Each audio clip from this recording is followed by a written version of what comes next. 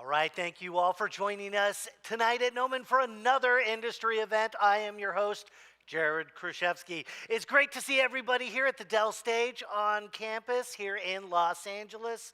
For those of you joining us online or anyone new to Nounnan, welcome. Nounnan is a 3D art college specializing in visual effects, animation, and game art education for careers in the entertainment industry. We have a lot of great opportunities coming up if you're interested in training. Registration for our summer term opened today. Lots of great individual courses as well as new course tracks where you can take a few curated ones together for a discounted rate. You can also apply for a full-time degree program for our fall term. And if you're in high school, we have a few seats open for our digital summer arts camp happening in June. So check out Nounan's website, DM us, come for a tour in campus, just get in touch. We'd love to help you out. And now for the main event. Tonight we'll be getting a behind-the-scenes look at the VFX and visualization of Stranger Things Season 5. We have, yeah, there we go, that's energy. We have an amazing panel, and I will introduce them in just a moment. But before we start, I'd like to thank our event sponsors, Dell and NVIDIA, for their continued support of our community and for these industry events. Without them, we wouldn't be able to do it. And we'd also like to thank Wacom for supplying a tablet for our raffle giveaway that we'll do at the end of the night. Be sure to stick around until the end of the presentation for our Q&A. If you are watching online, go ahead and drop those questions in the chat. For those of you in the audience, just raise your hand and we will be walking around with our mic. And now, let me introduce you to our panel for this evening. First up, we have Betsy Paterson, Lead Visual Effects Supervisor. Tessa Roehl, Visual Effects Producer. And Jordan Nounnan, Visualization Supervisor. All right. So thank you all for being here, and let's go ahead and get started.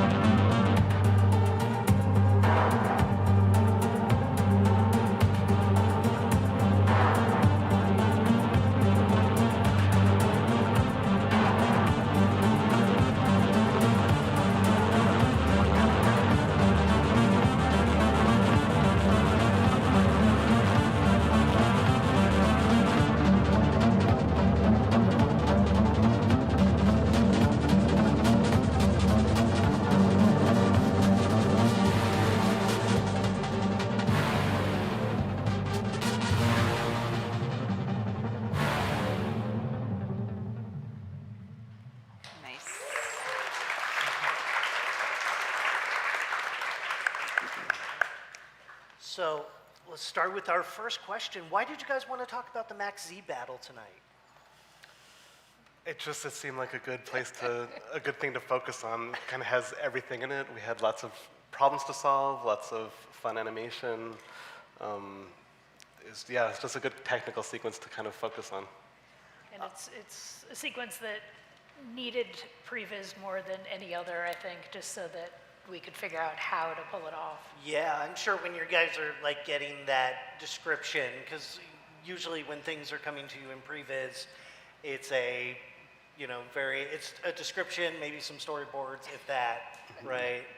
At what point did you realize the Maxi battle was going to require like an extraordinary amount of planning? Because we could see the blueprint, the run through of that. Can you take us through that?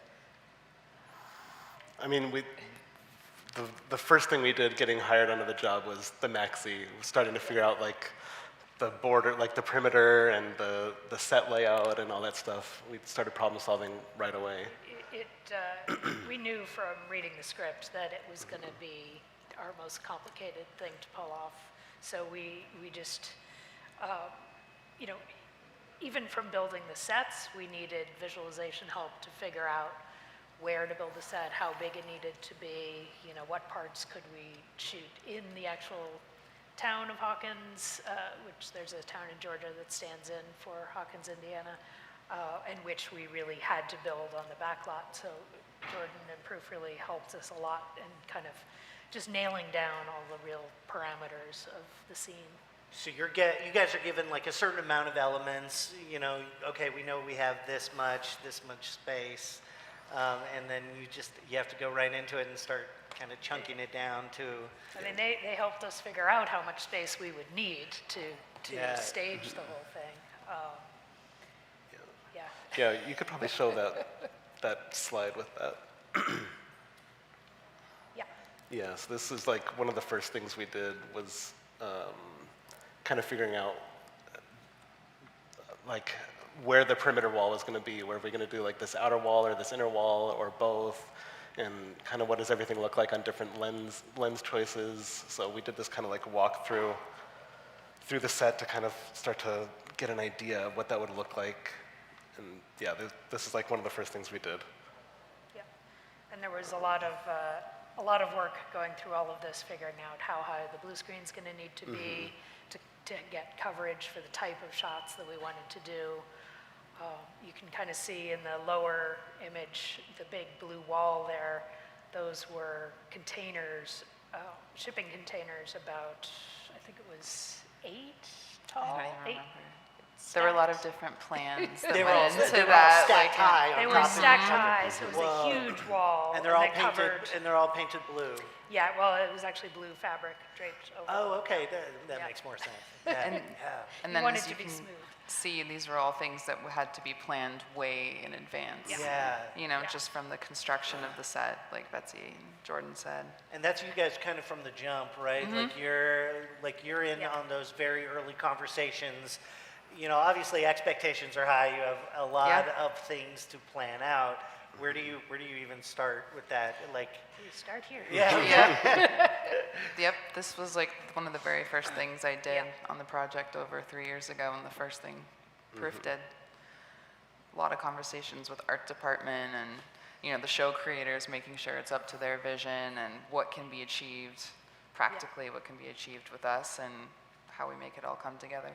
Yeah, I don't think, if you're not on the inside of like filmmaking or visual effects, there is an insane amount of planning that has to go from the jump.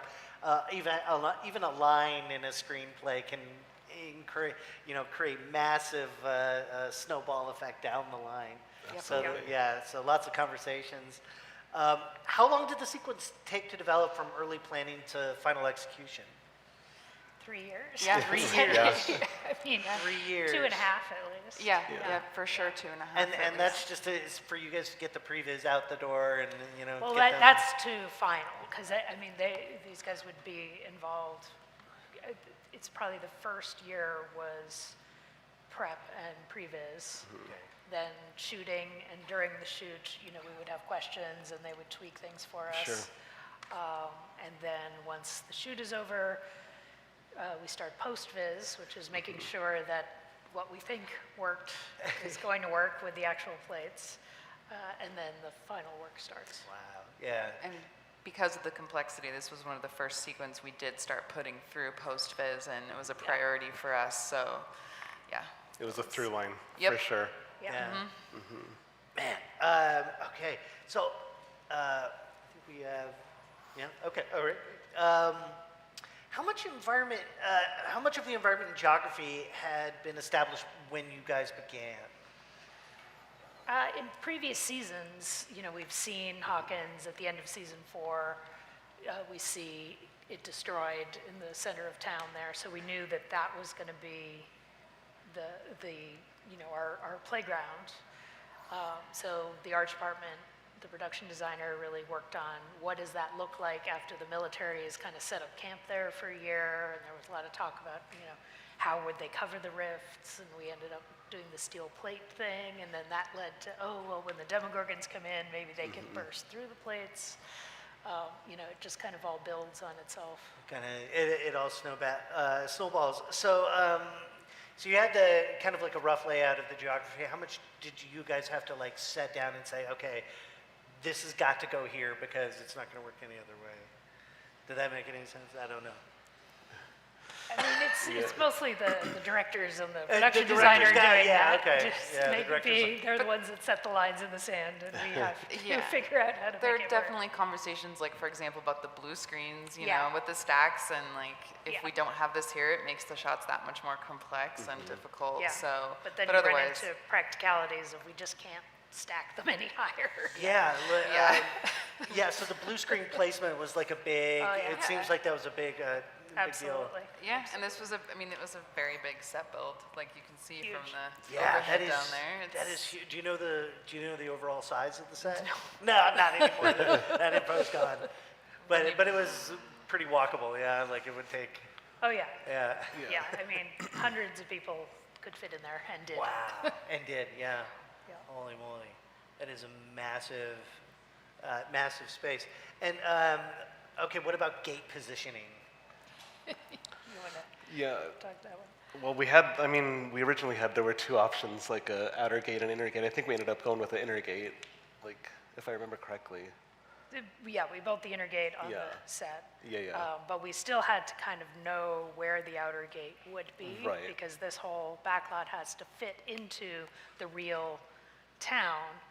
So stuff that happens outside of this little square is shot in the real town. So we needed to always understand how they fit together.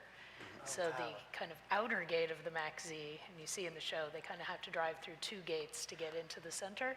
The outer gate was in Hawkins, Okay. the real town. A little Jackson, bit of like Jackson, little movie Jackson. magic kind Yeah, of trickery to Jackson. like make us so feel like we're in Jackson, Georgia, they built a gate, and then there was a blue screen where our backlot set started, and then we would pick it up on the backlot with a blue screen where the real town started. So spacing was really important. Everybody had Very to know, much. like really Exactly. feel like, okay, the Hawkins is down this way, we're up here. Yep. So getting everybody on the same page with that. It was huge. Yeah. Plus, there's a church where some people Right. are watching the action from the town.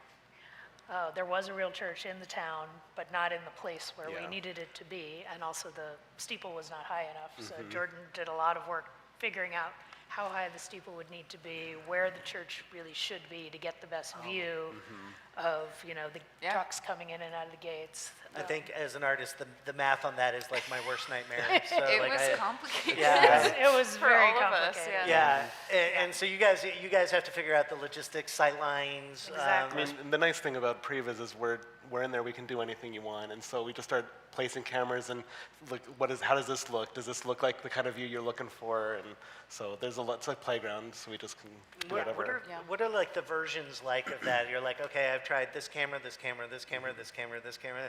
After you've create up so many setups, how do you decide which is like the one?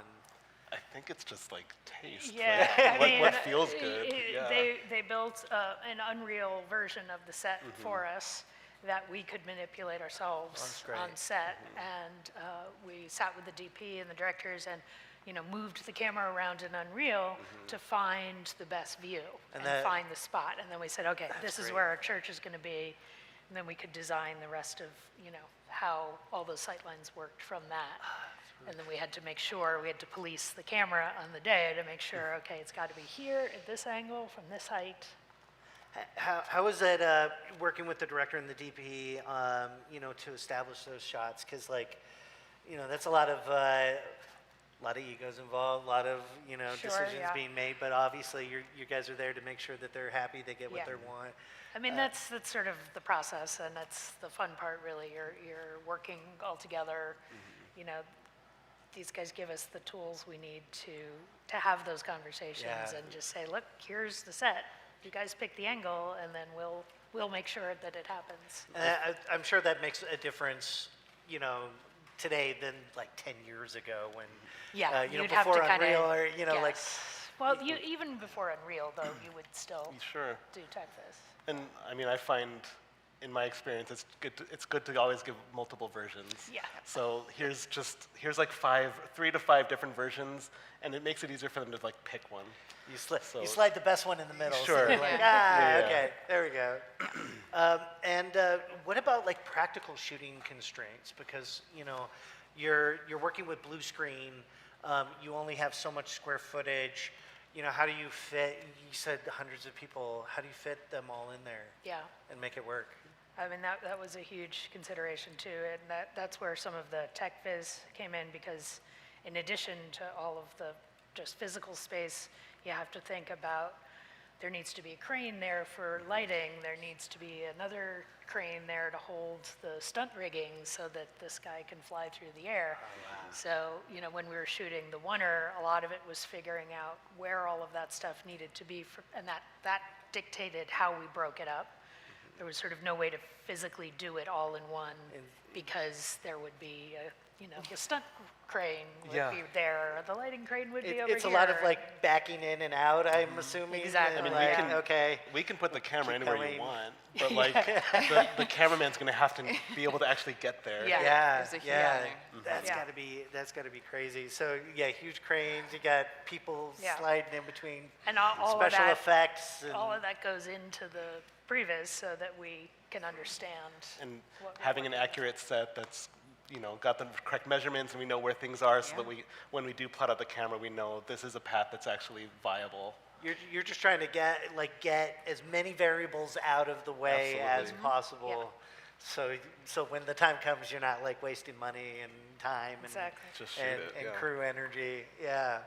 How do you approach designing readable geography for a battle sequence at this scale?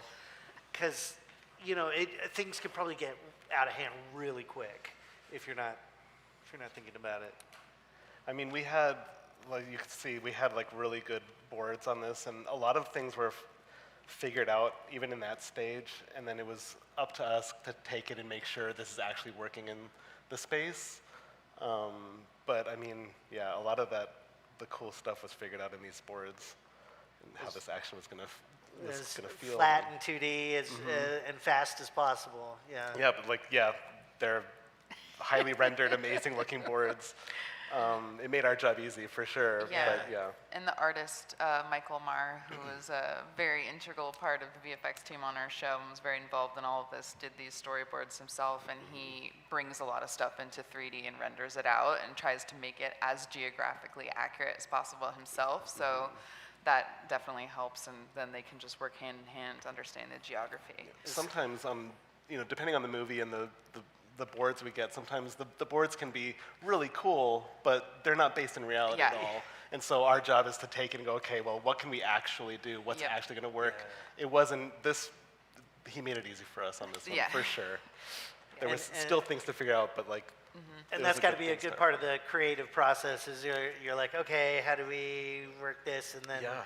you got to keep the spirit of the storyboard alive, because that's already Absolutely. made it through kind of lines of approval, and now you got to bring it to life Right. on top of all that. And then yeah, sometimes it's we need a different idea. We got to figure something else out because it's just not working, and then that's a fun back and forth. But yeah. Yeah. you try stuff and you're just like, oh man, like nobody's happy with it. What do Right. we do? How do we Sure. how do we clash our heads together and come out with a good solution? Yeah. The sequence has that intense like one shot feel. What are the biggest challenges when designing a long continuous action sequence like that?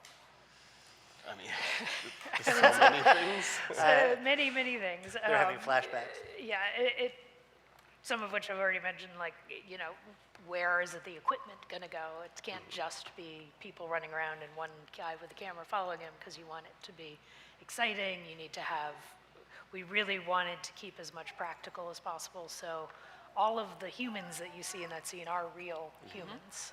You know, Oh, that's we cool. tweaked their speeds sometimes. Okay. If they were flying a little bit slow, we sped them up, but they're all real. They're not digital. No stunties. digidoubles or anything like that? Oh, wow. No, not in this scene. Other places in the show, but not in this particular scene.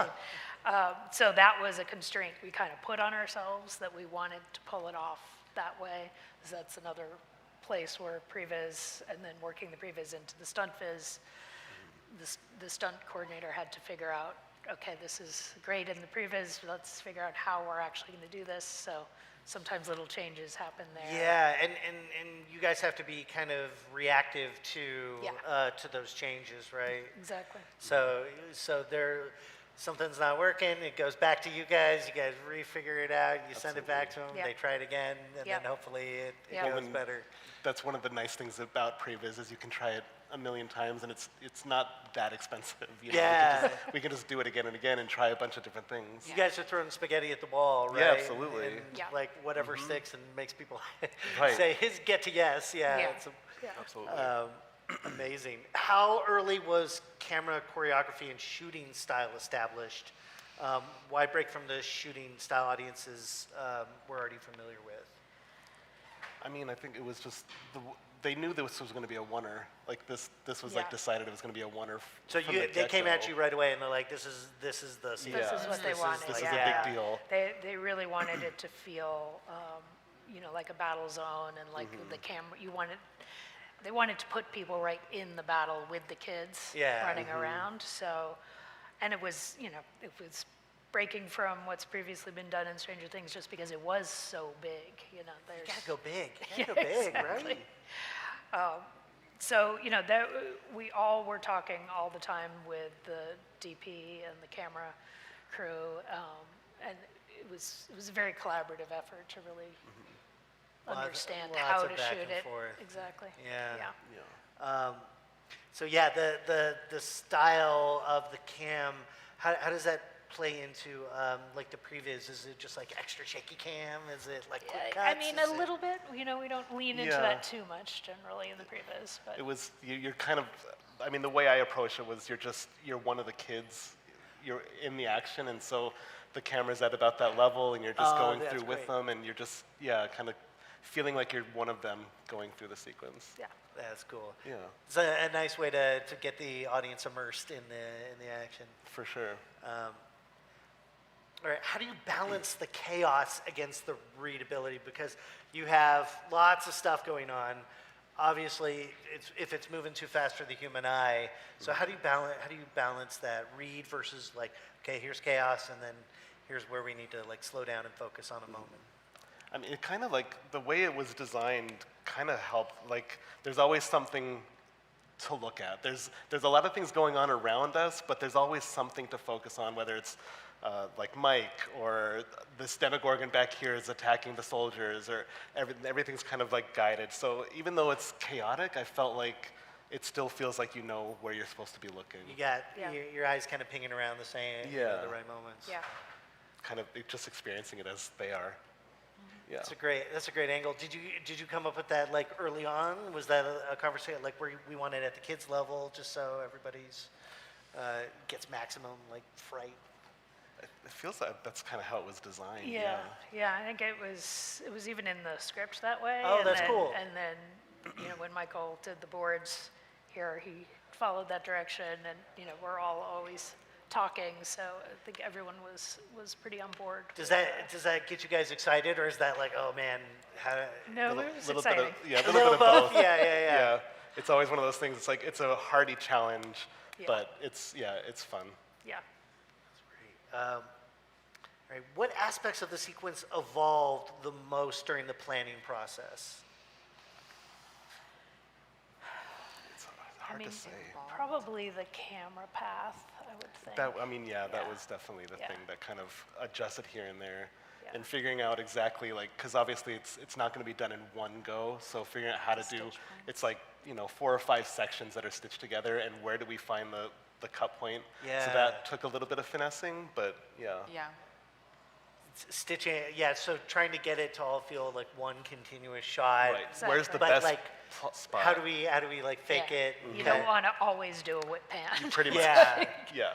So And we found where's places. the camera going to be at this whip pan so that we end up in the spot ready for the next section, so that it flows right. And yeah. what about like leading the audience? Like, okay, if they're looking over there, they're not looking at this happening, and that's Right. where we sneak that in. Yeah. we Yeah, that's definitely- really cool. Yeah. Super cool. Okay, we have the. Okay. All right. This sequence seems like a really great example of previs becoming a shared language across departments. How did that collaboration work? We talked a little bit about like the conversations, but like, can you take us a little deeper on what those conversations actually sound like? For, I mean, it becomes the Bible, really. You can see here, we even print out frames from it, and that goes up on set. And everyone has a copy of the previs on their iPads.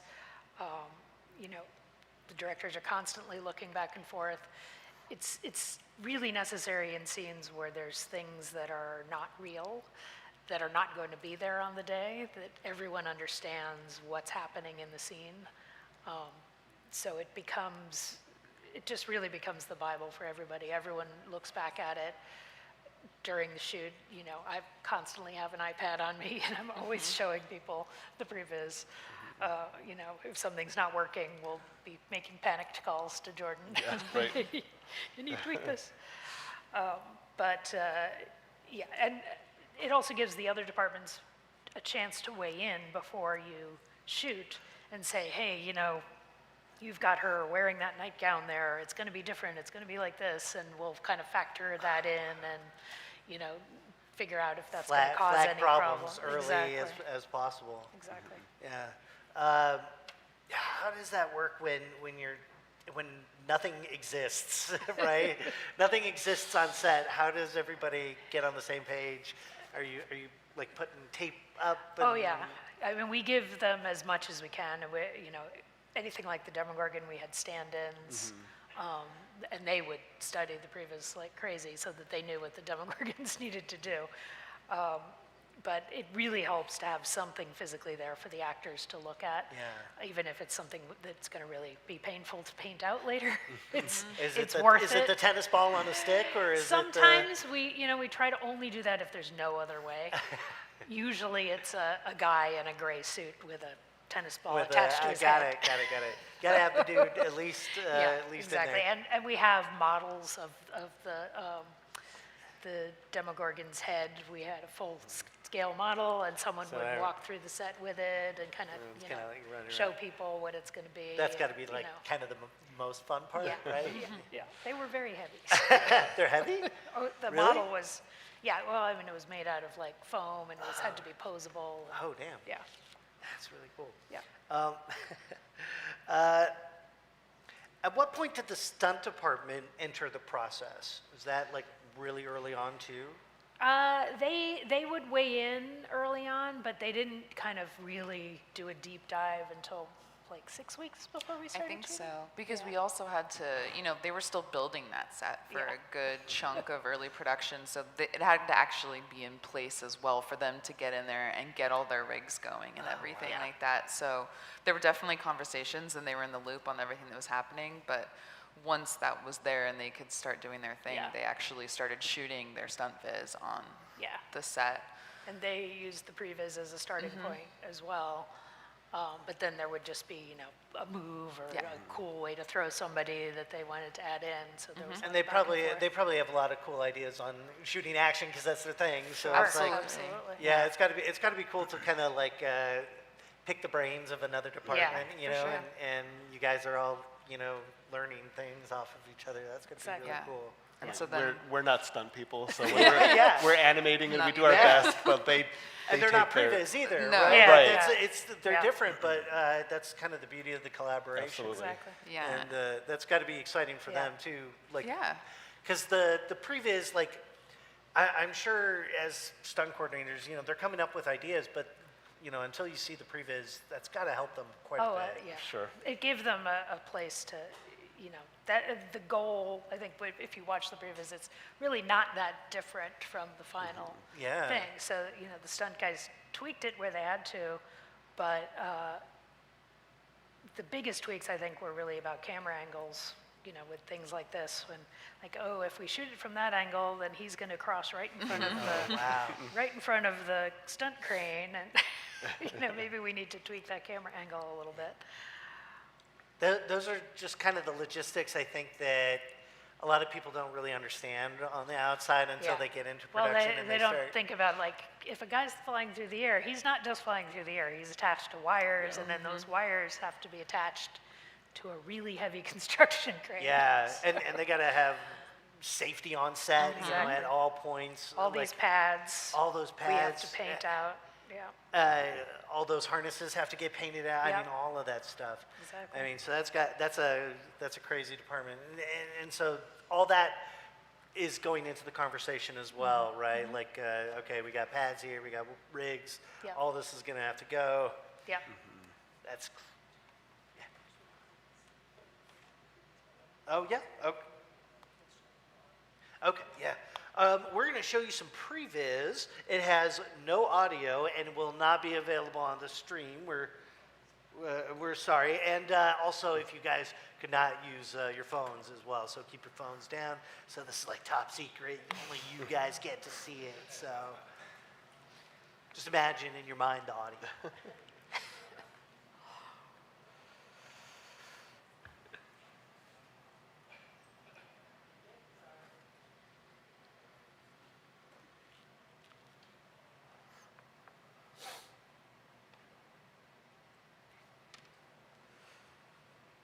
If you guys want to talk over.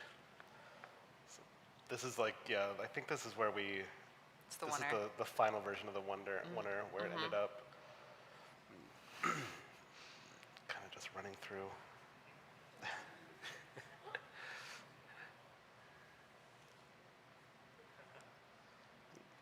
Most of it stayed pretty close. Yeah. Like there were a couple changes in this section, but most of it stayed.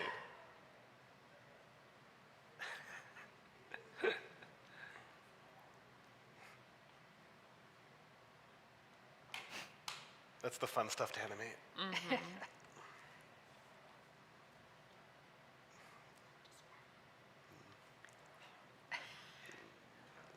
Running through. Yeah.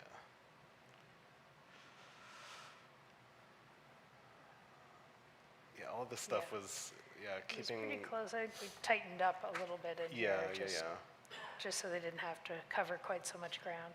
Right.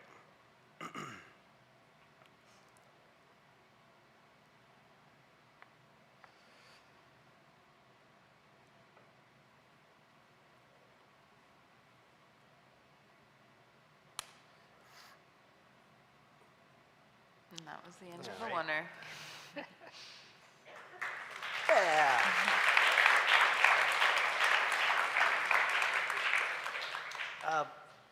Were there moments where the physical production realities forced major changes?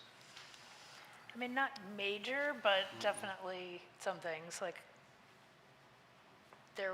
when they run through behind, they kind of run up toward the gate and then they run behind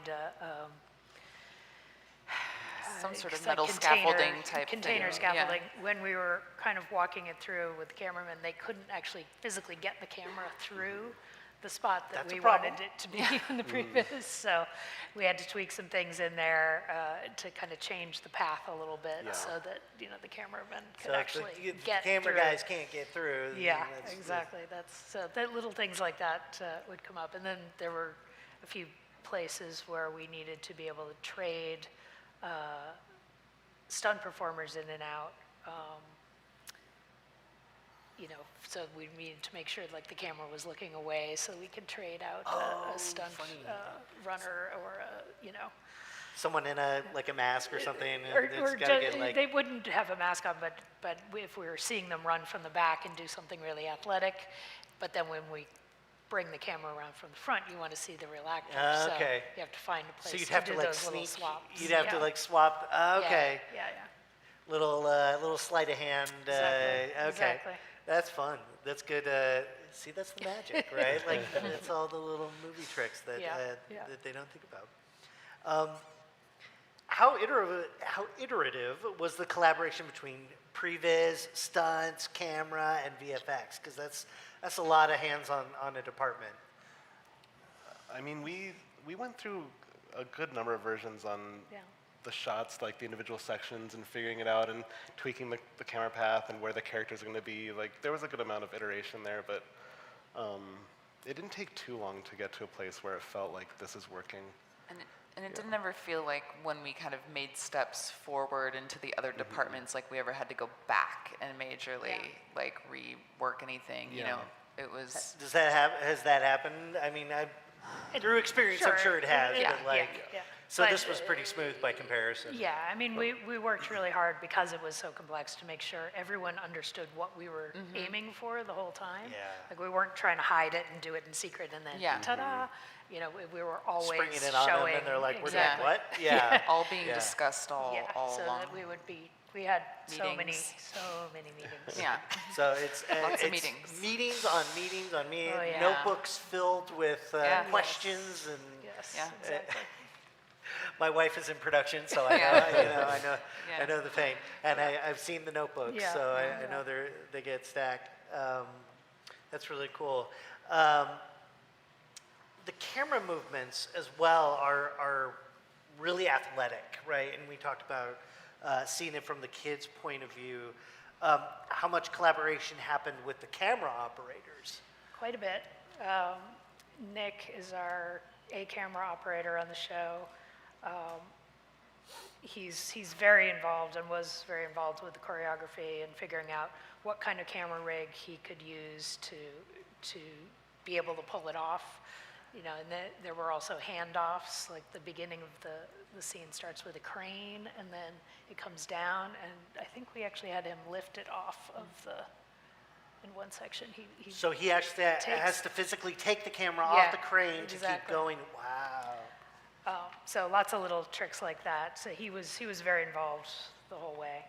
So it's You can see him there with that's Hito, the stunt coordinator, where they're both looking at the phone in the second picture. So that's Nick on the left. The guy in the straw hat is Caleb, the DP. So, and they're probably looking at the previs yeah, there you go. on Hito's phone. Oh wow. And then, just talking about what kind of camera rig would be the best. So there was a lot of testing of that and running around and. And it's kind of like a rehearsal before you even get Oh, yeah. close to shooting. Yeah. Yeah. I remember they wanted to try a different camera. Like they were talking all about which cameras they would hook up on that wire, and Yeah. went through a different, just trying to figure out the best thing, a light enough camera to make it work too. Yeah. So cameras on cranes, wires, handoff. Oh, yeah. Any drones or anything like that? Not in the oneer, No, but right. but plenty of drones other places. In the show, yeah. I don't know if we POV of had the any in Demogorgon running Yes. that was all Oh, drones. Oh yes, of Cool. course. Yeah. How could I forget? Yeah, there was That's an amazing. And that was drone really pilot. cool. He figured out Yeah. a way to make it feel like you're a run. Yeah, because So there's like a weight Yeah. to it. He actually was so- able to bounce. He was the best drone pilot I've ever seen. But he was able to kind of bounce drone He along. bounced it, like he bounced Not on the drone? ground, but Oh, just, okay. I was Like kind of like a gallop in the air, Yeah. and Yeah. that was, also a very early thing we kind of Yeah. worked out before we started shooting was that movement, because that was something that was in the script, like that Yeah. demo vision, we kind of called it. Yeah. So we had that in several places in the season, including in the maxi. Yeah. That's really cool. Yeah, we were trying to get that feel in the previous camera, and then that translated Yeah. well into And, the and drone. he ended up doing that with the Yeah. drone Which remote. was so That's cool. Wild. Yeah. That's really clever. That is so cool.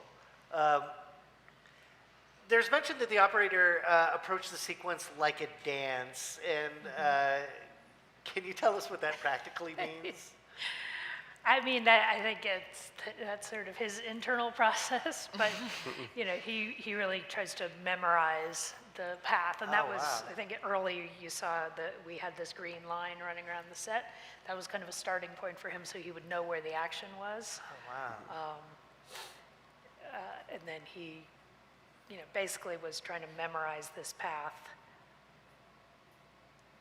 So they're running that camera path over and Yeah, over and over, so he can exactly. just like, Exactly. he knows where all the, I mean, And so that everything. he can know it by feel too. 'cause Wow. So you it's feel not it. it's not even terrain. Yes, there's all kinds of there's little hills. There's all kinds of. And that makes ramps sense and- because his eyesight is limited, Yeah, right? he's Because looking- he's at looking the at the- frame. Yeah. And so not only do you have to, does he have to like run around with the camera with stuff going on, keep everything in Yeah. frame. That's the spot where they couldn't fit the camera through. I mean, everything's choreographed to a degree, so Yeah. yeah, it's a dance. Yeah.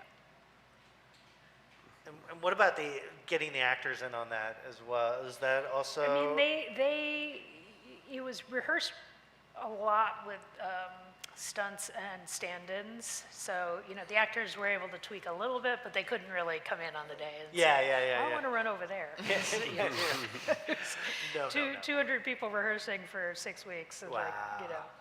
they couldn't really make that kind of change at the last That's minute. crazy. So that is a dance, isn't it? It's a Yeah. really and a multi-department dance that's happening. That's crazy. How much of the camera movement was physically achievable versus digitally assisted? Did you guys? It was all physically done. I mean, there's 1 or 2 moments where we're looking up at the sky, the Demogorgon in the sky, that were fully digital. Okay. But Yeah, I think Or like in post-viz we had to kind of stitch that Yeah. that move and Yeah. kind of have a CG sky just to get the transition, but it was was kind of the pretty whole much all place, there. yeah. Yeah, Really? everything was Yeah. there. Other than like just speeding up certain Yeah. yeah, parts. we but did a few that's speed changes. Nothing. To Yeah. Yeah. So snappier. the speed changes kind of would tie everything together and make it Well, feel like. it just like sometimes you just going up a hill or something. When we're following the kids up the hill, you just want it to get there sooner. yeah. You gotta keep the rhythm and the tension Yeah. of the scene. So sometimes with just So watching them just like slowly trudge up a hill kind of yeah. kills So the momentum. just where we could, we would tighten things up just a little That's bit. Or cool. or if a stunt guy's flying through the air, Yeah. and he kind of looks. Sometimes on wires they look a little floaty. Yeah. So we would not speed up the whole shot, but just cut him out and speed up his path. And just kind of like push them Yeah. in Exactly. 2D space. Exactly. And what about lens choices? Do you explore? You got to explore that early on because the lens is everything. Yeah. How do you previs movement for a camera operator who's physically running through the action, switching lenses, switching cameras? Well, this one, I think we tried a few different lenses. We kind of just seeing what it looked like, how much field of view are we getting. I can't remember exactly. I think we ended up like on a 24, if I remember correctly. I think so, but then 21? I think they ended up going a little wider when Okay. we did shoot it. Yeah, Just because they just wanted felt to make it better. even harder for It- us. yeah. So the wider lenses make it a little. Well, there's 'cause just there's more so much field of warping, view. right? So, well, it's not the warping; it's just you're seeing so much more. So you have to fill that space with extras stuff. and more CG. And more, Ah, yeah. But the warping kind of helps create like kind of a weird vibe or like a. Yeah, a little bit. I mean, Like- they didn't go super wide. It was, Yeah, it it's was not like- just they widened out. It's a not bit like fisheye or more. anything. No, but- no, Yeah. no. I think they just went from 24 to 18 or something. Yeah, Yeah. that might be right. Yeah. Yeah. Do you guys have like a favorite camera length? I mean, that's super nerdy. I know. I'm sorry. but I'm that's fond of 25. I feel like Yeah. it's a 45? Good, 25. 25. I feel like it's a good focal length. I know that's like super geeky. I know. But just Yeah. It depends on the shot. Yeah, it definitely Yeah. depends on the shot. a little more pushed for like some surreal kind of imagery. I and worked stuff. with a supervisor who, if you ever did a 35 mil, he would tell you to change it because that's like the default camera in Maya. So if he thought you were just not thinking about the lens, Yeah. so he wanted to see it something different. Yeah. Yeah, We don't do presets around here. Yeah, exactly. never. Once principal photography wrapped, what role did post-viz play? A really important role. It was kind of, as soon as we could get even a rough assembly of an edit, we would hand it back over to proof to make sure that, because they do make lens decisions during the shoot, things come out a little bit differently than Yeah. where it was in the previs. So we really need that step to kind of figure out, okay, that change is going to work. Especially with the winter, that was Yeah. like super crucial Yeah. to We make did- sure everything is happening right. Yeah. And that was one of we'll usually spend a little bit of time making the posters look nice and get it all composited. That one was, we need to get this done quickly. So it was like, get the Demogorgons in there where they're supposed to be and just make sure they're like behind a person if they're meant to be behind them. But like, we didn't go too crazy because Yeah. it was pretty fast paced. But Yeah. yeah, that one just needed to be figured out. For the audience, can you just tell them real quick what post-viz is in case they may not That's, yeah, as they're filming, it's kind of doing temp VFX on the plates.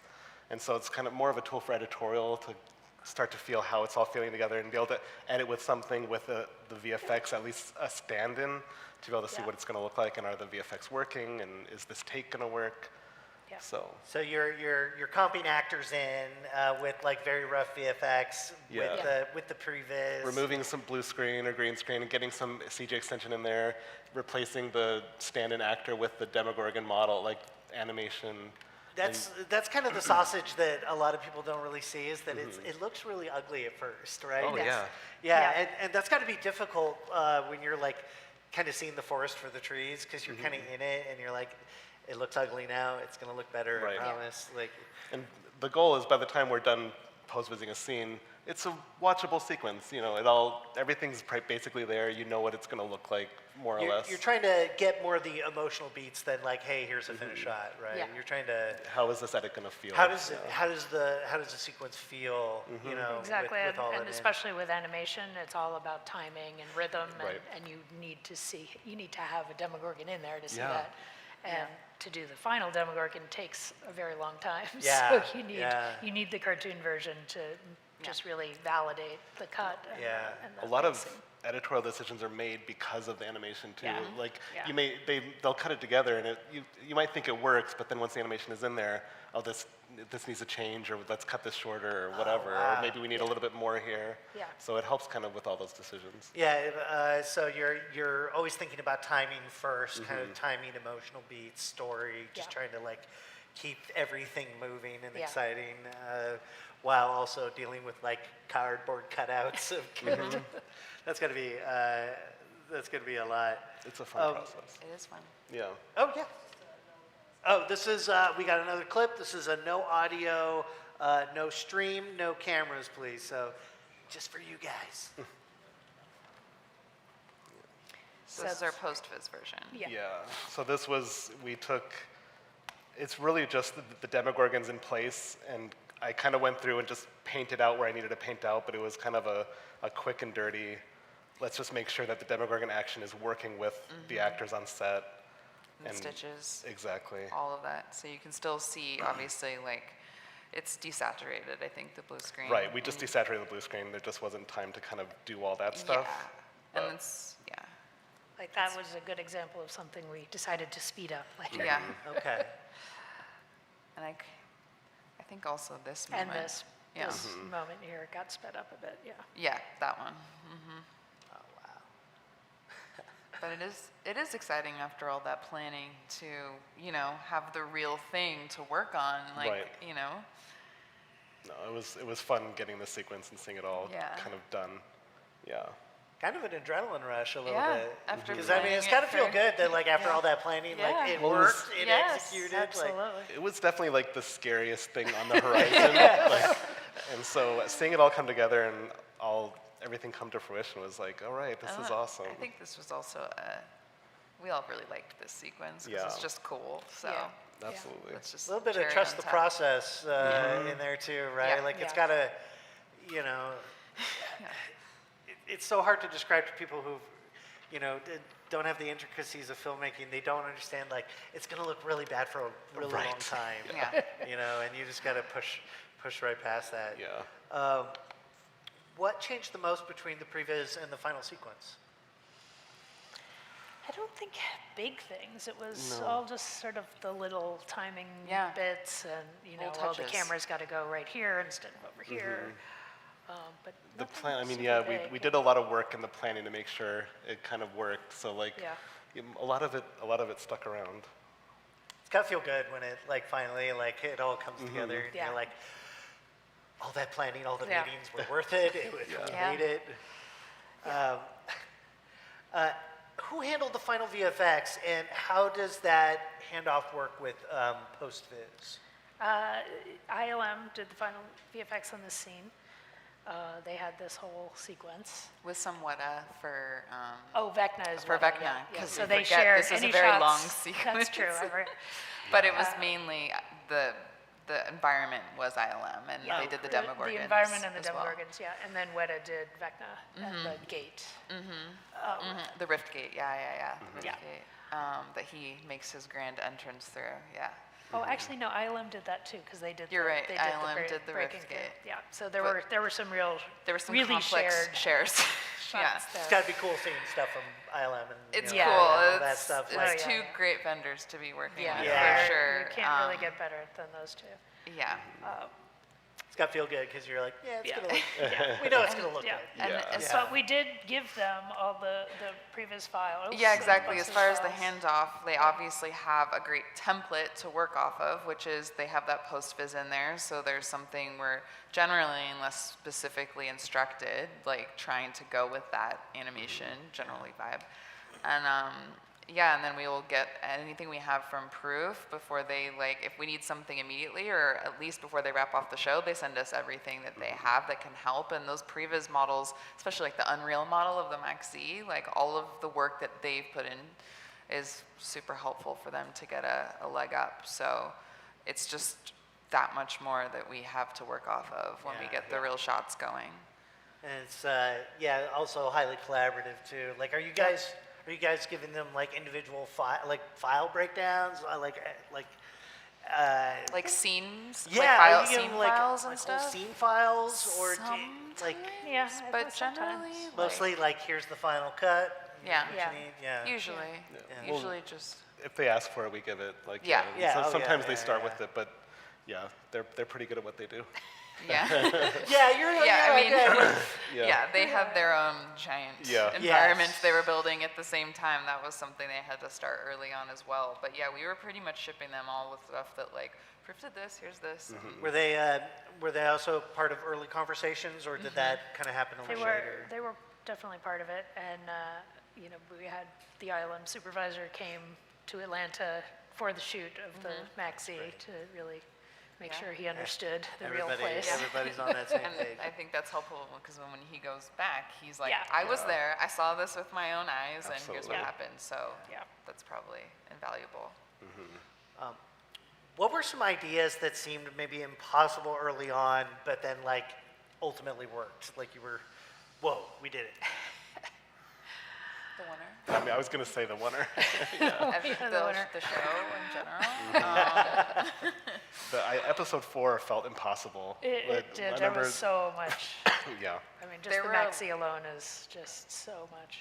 And there are multiple big sequences in there. You Yeah, know? it Like was the huge. Maxi battle, like we're talking about it, we focused a lot on the winner, but there's also the whole part Yeah. where Vecna comes out, and there's other scenes happening that you guys also post-viz and pre-viz where it's like, where characters are kind of, there's like kind of 3 different places. There's a Yeah. chase down into a field with Robin and Murray, and there's the tunnel sequence with Lucas and all the kids escaping. Yeah.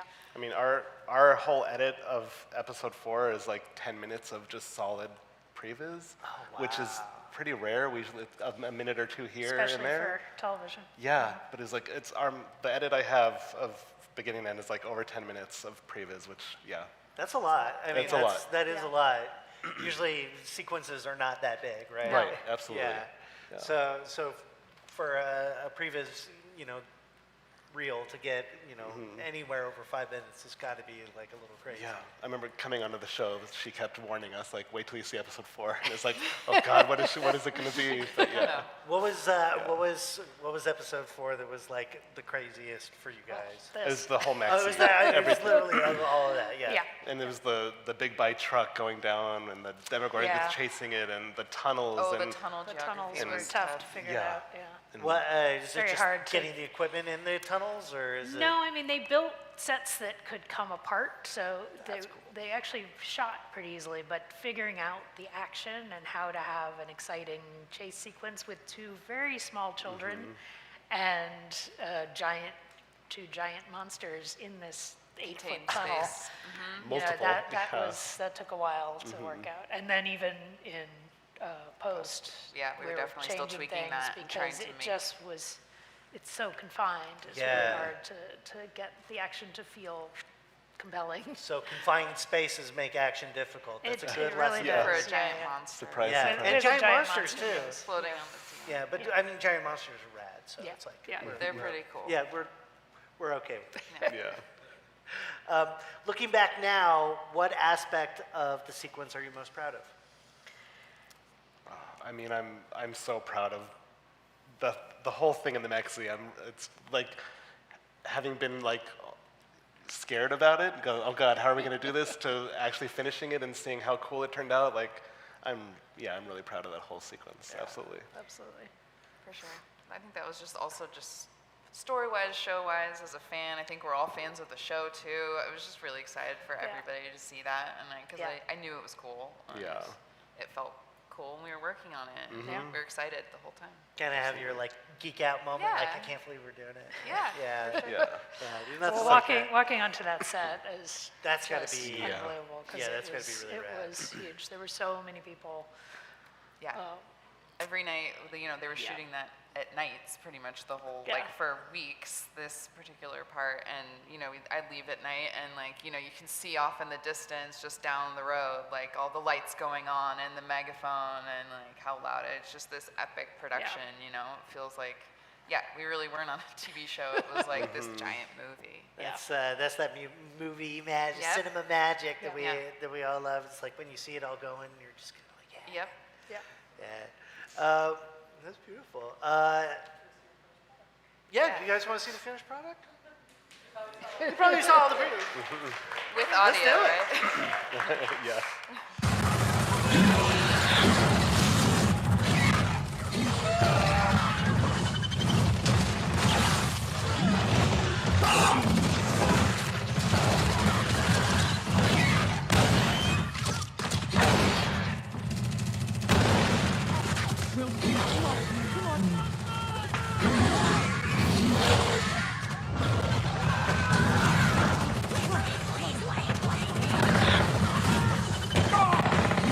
Is everybody okay?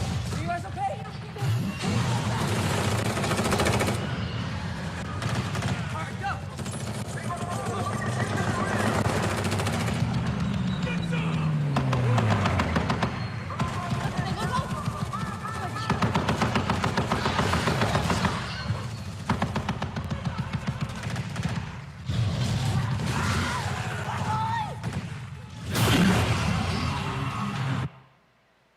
Yeah.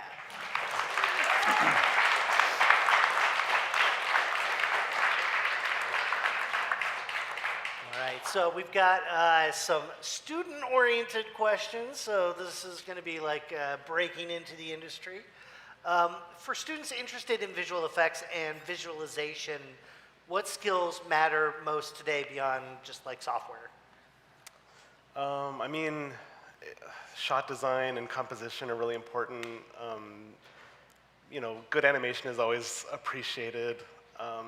Being able to just be a team player and kind of get the job done and take the notes, and none of it's personal. We just got to get the product to look as good as possible. So like just working together and yeah, having a good eye for like composition is always really important. Being able to tell the story in the frame, how you're framing the shot, stuff like that.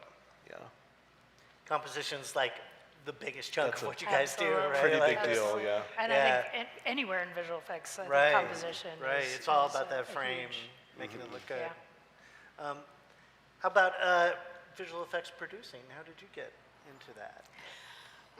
I started as a coordinator. So I started in the entertainment industry a long time ago I didn't really know what I want to do. I kind of fell into visual effects through a friend of a friend.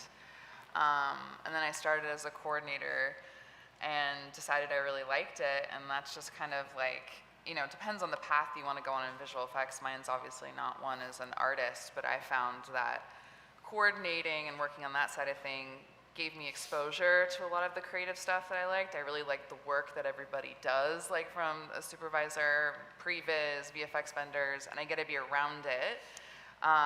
But it also really works for the other side of my brain that's organizational focused. And The then- kind of the list maker, the Absolutely. check off, the bullet points. Yeah, and that's so crucial in visual effects. Yeah. It's everything. It's how we stay sane and get things done. So yeah, just like worked my way up from there, going on to different Math. shows. Sometimes It's, we do have Excel for that. Yeah. Yeah. My brain doesn't math, so I understand. And how do you get into supervising visual effects? Well, I started as an artist. I was, I started by learning Photoshop really, and After Effects You just way taught yourself back that. in the Oh, day. wow. I did because I was working at a post facility. I thought I wanted to be an editor, but then I started getting really interested, and they brought in these Macs to like help with graphics and stuff, but they didn't really have anybody to use them. So that became I you. started staying late at night and learning, Oh, that's reading. right. This was Photoshop 2.0, I think, so it was early days. Yeah. But yeah, it just kind of went from there, and I just kept. It really suited me. It's a really great combination of creative and technical, and you kind of learn it as you go. Yeah, it's both left brain and right brain, Exactly. technical It's and one. creative. There's many jobs that combine those things, but visual effects, I think, is one of the best. There's a lot of Yeah. it, and having a good eye, and Yeah, all of those that. You have things. to have a good eye. You have to understand. As I moved on, I actually ended up when I was working at Rhythm and Hughes, I got more and more into animation because that was their specialty, and I found out I did have a good eye for that, and it's definitely the most fun part for me. So I try to get on projects that have a lot of animation. And so supervising, you've got artists working under Yes, you. exactly. So, I'm and not the- doing it myself anymore. Yeah. Can you talk about what you guys get out of working with artists? It's the best part of the business, really, is working with the teams. Jordan said it's important to be a team player, but I think it's central to the work. Nobody's a lone gunman in this business. You could just make stuff yourself in a garage hard, and do it. It gets easier and easier these days to do it without any working with any other people, but I think you're missing part of the joy of the business is really collaborating with people and working. As a supervisor, I get to work with all the other department heads and problem solve and create, be creative and come up with creative solutions and say, well, I'll do this part if you could do that part, and it's definitely the best part of the job. Yeah, the people make the best product. Exactly, Right? and doing it yourself is Yeah. okay, it's great, but you're missing out on the magic that happens when people really put their heads together and Yeah, when everybody's kind of on a common goal. Yeah. Right. yeah. That's literally the reason why I kept coming back to working on the show, because it is the hardest show I've ever worked on. It's so much work. It's obviously cool and people like it and I'm a fan, but it is a lot of work. And I kept coming back because I just loved the people I worked with so much and just kept getting to be exposed to new things and new people. And yeah, that makes the job worth doing, really, at the end of the day. You develop your kind of like weird little tribe Yep. of people, and you're like, these are my people, and we're all weirdos, and we're making weird stuff together. Yeah. And Exactly. that's where the magic is. Yeah, and you can get excited about the same things together. Yeah. You know, or Everyone's talking frustrated. about how much saliva should spit Yeah, out of the Demogorgon's yeah, mouth. And, like, you that's know, not we're a all bad- very invested in Yes, figuring it's not that a bad out. room to be in Serious when we all conversations about slime and saliva. Exactly. Yeah. It's beautiful. Yeah. So, what separates a technically strong artist from a truly great one? Hi. Aye. 100%. Absolutely. There's an instinct and just an eye. You know, there's room for people who are more purely technical, but you've got to really be able to recognize when something is working, and you know, take on board what the project needs, and know if what you're doing is adding to that. Yeah. Do you think the eye can be taught like that? Yeah.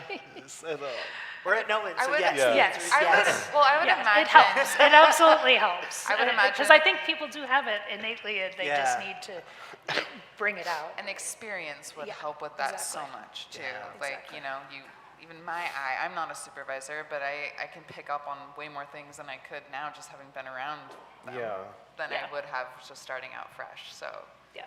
you learn to see certain things. A lot of it is osmosis too. You just kind of like, Absolutely. Exactly. if you're surrounded by like really talented people, Yeah. you cannot help but like get talented. Who might see things you never would have noticed, and Yeah. then you start looking at things different in Yeah. a different way. Yeah. Absolutely. Yeah. Beautiful. How important is filmmaking literacy versus animation technical skill? I mean, they're both. They're both, I mean, Yeah. I mean, animation technical skill is obviously like good, but knowing how to tell a story in a shot or a series of shots that's Yeah. it. That's That's the everything. goal at the Yeah. end of Yeah. the day. Yeah. Absolutely. Every department is the story department. yeah. Yeah. Absolutely. Yeah. That's the most important thing. is- That's also that takes a lot to learn too, because story is its own beast, and Yeah. you know that also comes with time and being surrounded by talented people. And Watch and dissect lots of good storytelling and like develop your eye for it. Absolutely. yeah, watch as like many movies as you can. Is that how you guys kind of like started out? Sure, Just yeah. watching, just obsessive, like watching. Yeah. Yeah. We all get in on it. What are the biggest misconceptions students have about visual effects and visualization work? I mean, I think for previs, a misconception is that it's like just previs. And I remember like when I started, I kind of had that mentality like, oh, it's just previs. The animation doesn't have to be anything special, and it's fine. But the more you put into it, the more you get out, and the better a tool it is to tell the story and to solve the problems. And so the sooner you get past thinking it's like just previs or it doesn't need to be like polished or anything, make it as good as it can be. Like put a lot into each shot, into the sequences and to the pacing of it, and yeah. A lot of the thinking that Right. goes into it.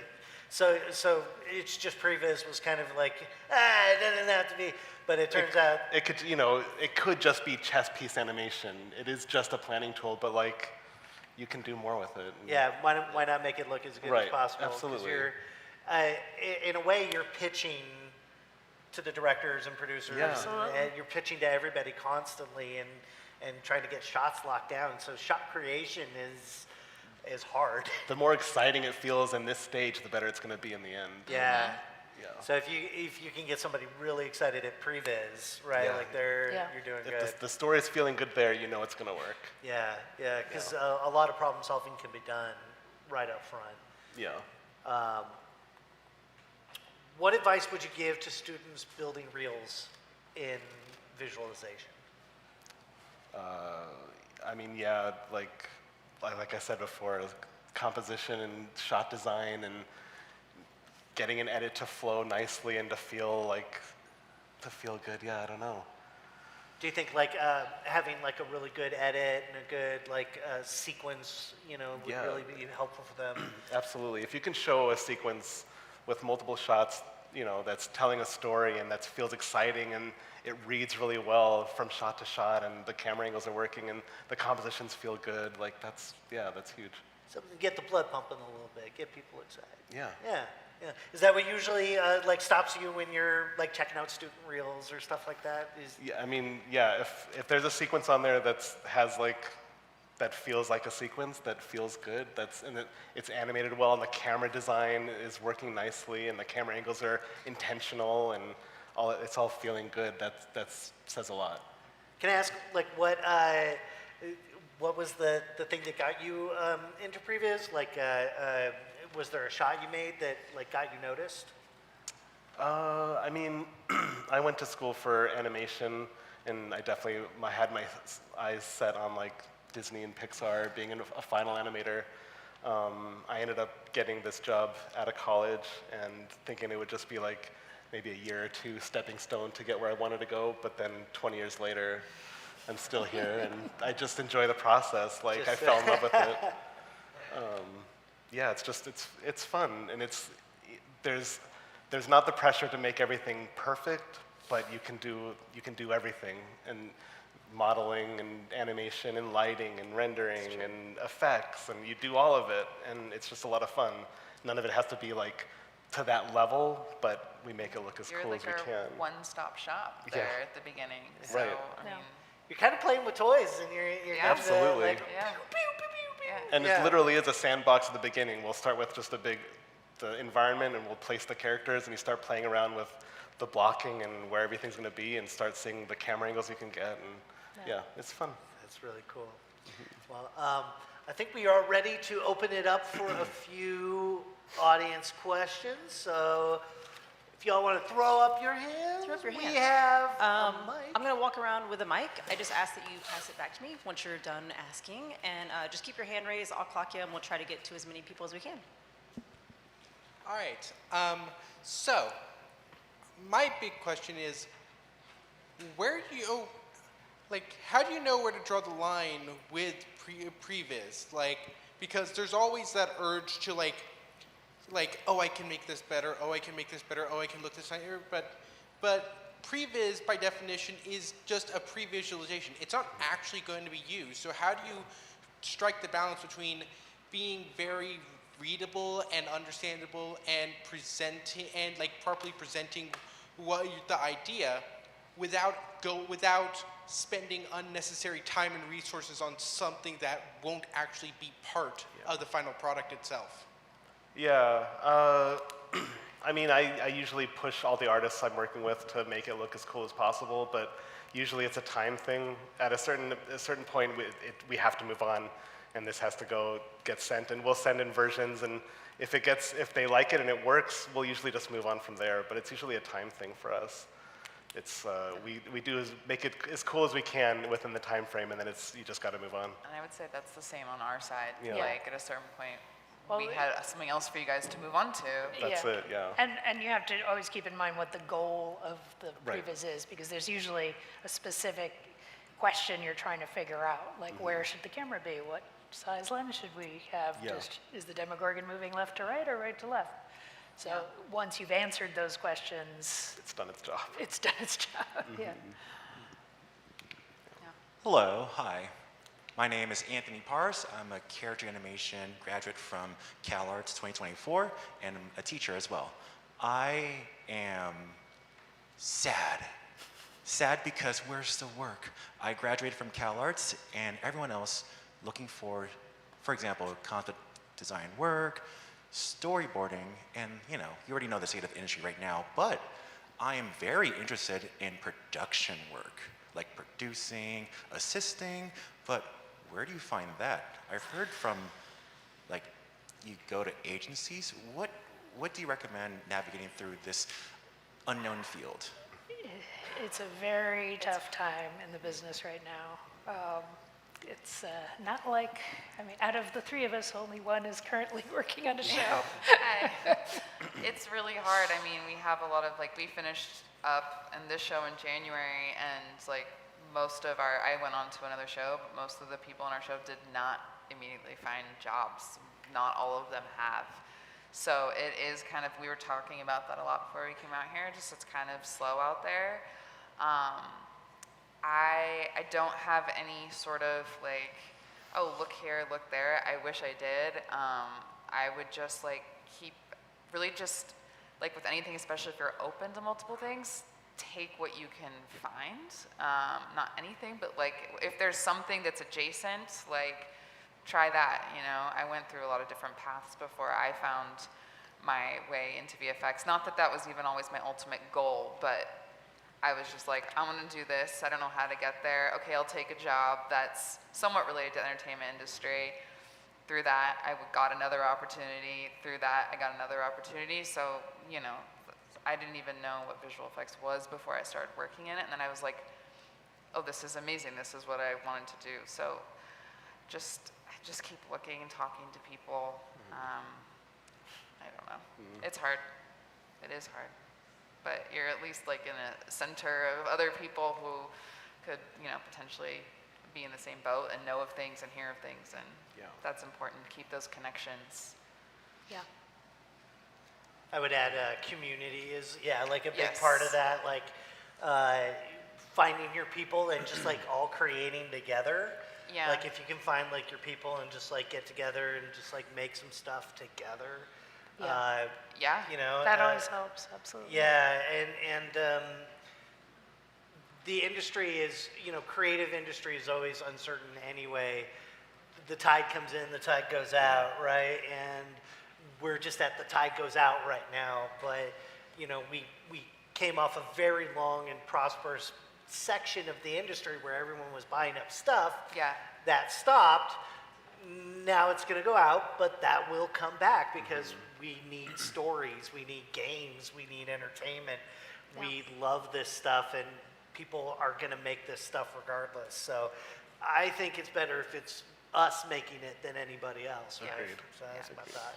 Yeah, Yeah. your friends are who are going to get you jobs from place to place. Absolutely. So, yeah. And when I was, you know, I'm sure this is still a thing, but back when I was in school or like early days in my career, there was a lot of talk of like networking, which made me want to like die inside, like that word, because I was like, I can't just go out and talk to people and be like, can you give me a job? But what I can do is talk to people and just like, oh, this sucks. Does it suck for you too? You know, like just, communicate and like connect. And then from there, you can form natural connections, and that can get you just as far. So, yeah.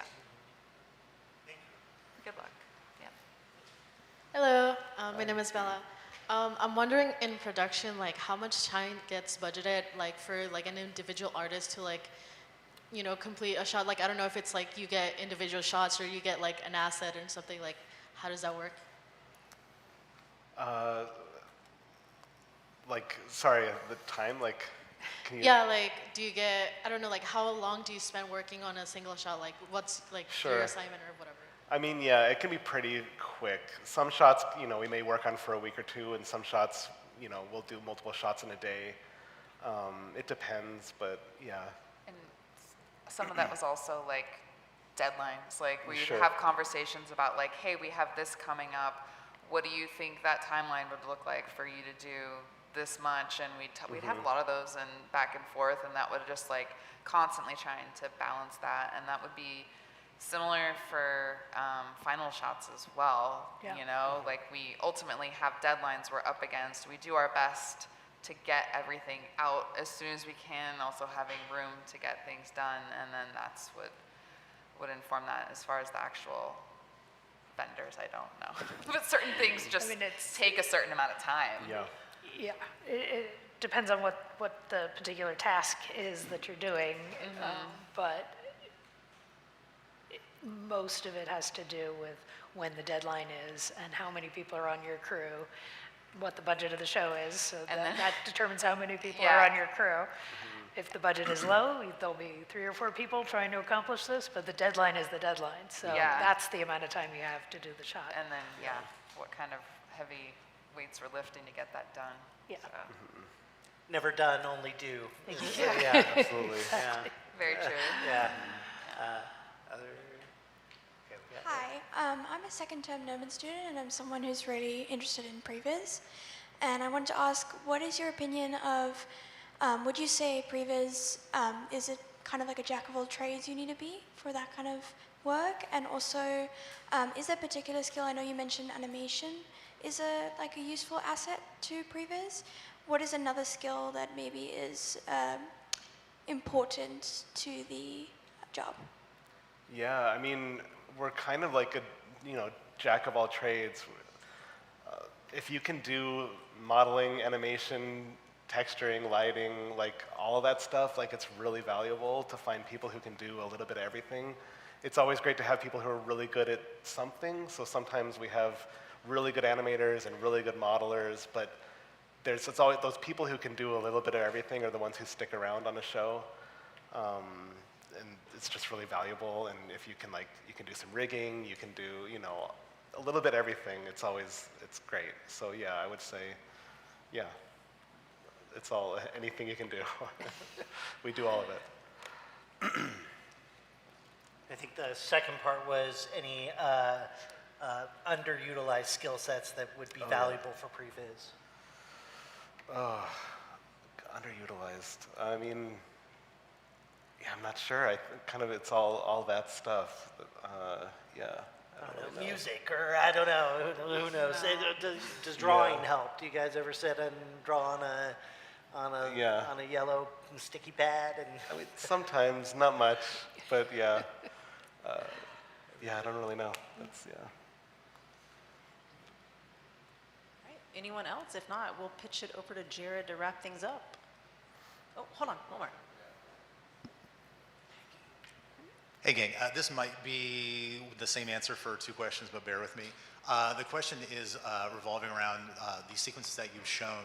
How much were you, like for stuff you're NDA'd on, obviously, how much did they not tell you? Because you guys did some very, very big reveals for this season, specifically the Max Z shot. There's a very big one at the very end of that. Is there things that the showrunners hid from everybody till the very end, or were you guys pretty much in and kind of knew what the flow was outside of your sequences?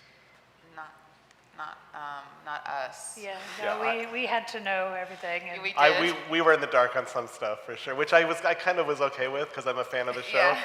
So I was I just kind of wanted to know what I needed to know. Yeah. But there were some big reveals where I'm working through. I'm like, oh my god, what?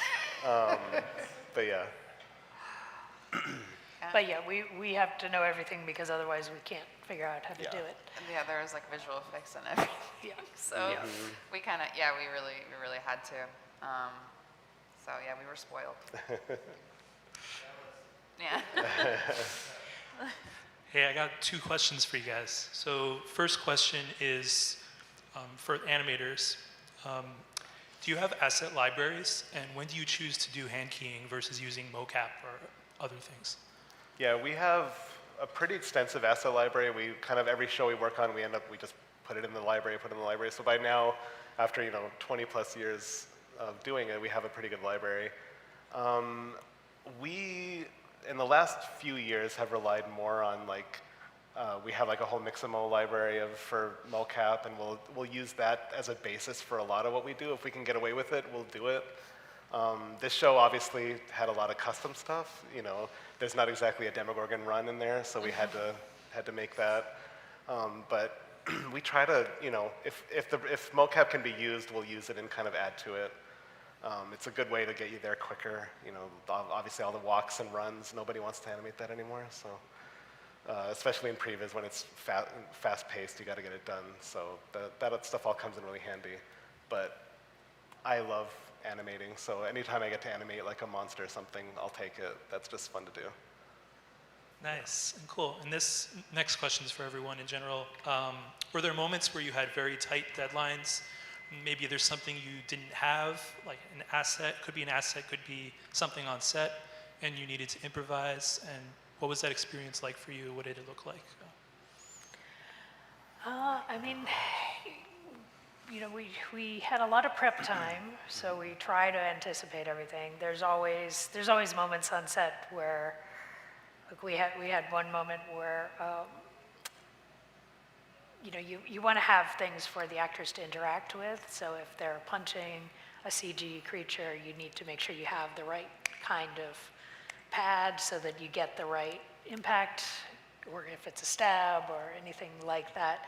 You kind of have to think all of that through, and sometimes you get there on the day and the actor doesn't like whatever you've given them, and you have to come up with something else in that minute. So we try to keep a stock of like, tennis balls and tape and all kinds of little gadgets and stuff that we can quickly assemble things, to be that stand-in for whatever the CG action needs to be to help the actor get there.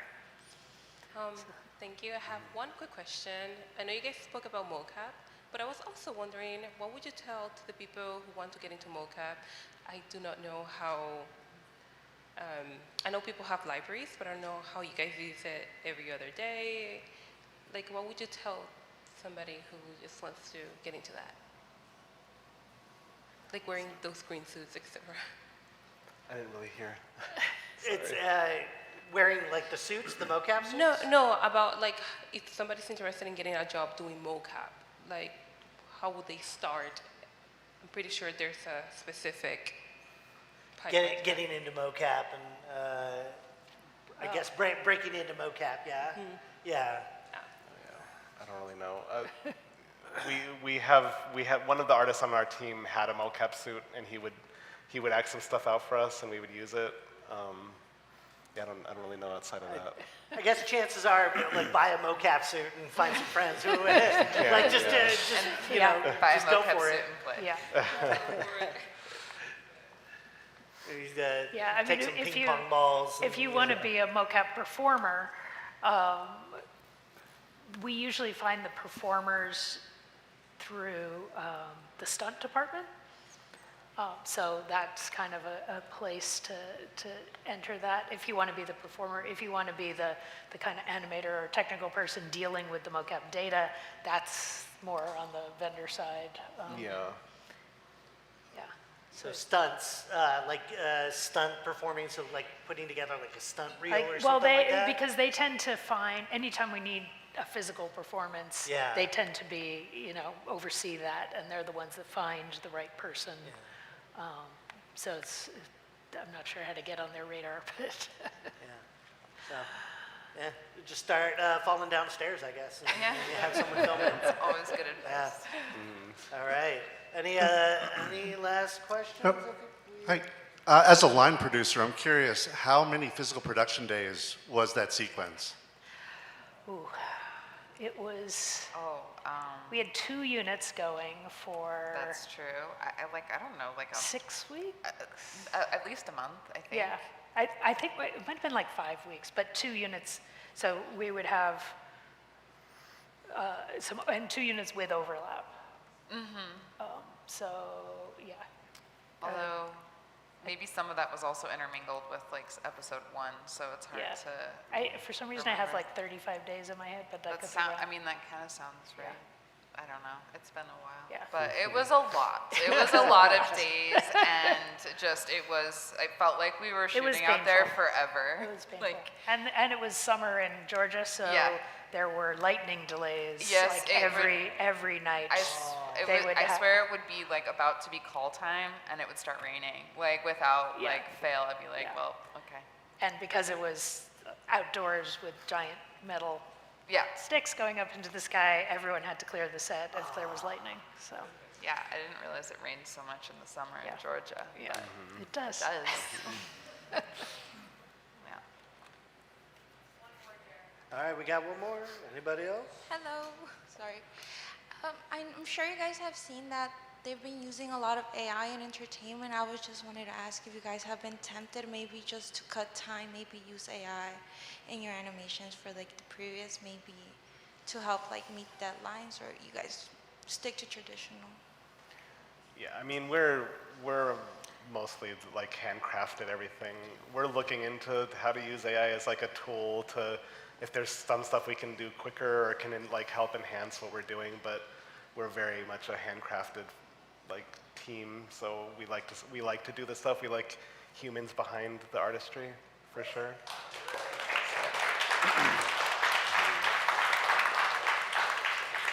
I think that's a good place to wrap it up with humans and art, making monsters, making cool TV shows. I want to thank our panelists for joining us. Give them a huge round of applause. Thank you, guys. Yeah. That was fantastic. We have a raffle outside, so all you got to do is just stand on up, head on out, go to the raffle, and have a lovely night, everybody. Thank you.